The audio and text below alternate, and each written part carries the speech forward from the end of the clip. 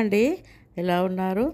ఈరోజైతే నేను ఇల్లు క్లీనింగ్ పెట్టుకున్నానండి. పండగలు వస్తున్నాయి కదా అని ఈరోజు ఫ్రిడ్జ్ క్లీన్ చేస్తున్నాను.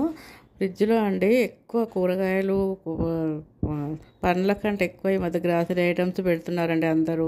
ఫ్రిడ్జ్ సరిపోవట్లేదు అంటున్నారు. ఎందుకంటే బయట బాగా పురుగు వస్తున్నాయండి. ఎక్కువ రోజులు ఉంటే బయట పురుగు వస్తున్నాయని ఫ్రిడ్జ్లోనే పెడుతున్నాము. ఈ మధ్య మా ఇంట్లో ఒక కోత వచ్చిందండి. కోత వచ్చి డైరెక్ట్ ఫ్రిడ్జ్ డోర్ తీసి అందులో శనగపప్పు ప్యాకెట్ ఎత్తుకెళ్ళిందండి.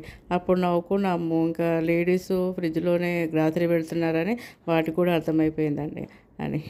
ఫ్రిడ్జ్లో ఏదైనా మనము క్లీనింగ్ అనేది పండగలప్పుడే చేసుకుంటామండి. ఎంత బద్ధకం ఉన్నా అప్పుడు మాత్రం కంపల్సరీ అని.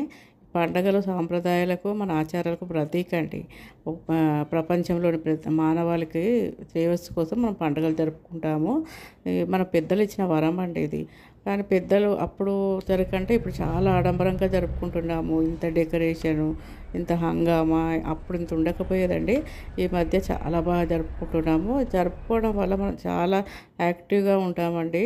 మన పిల్లలకు కూడా ఎప్పుడు ఇలానే జరపాలని చెప్పాలండి మనం.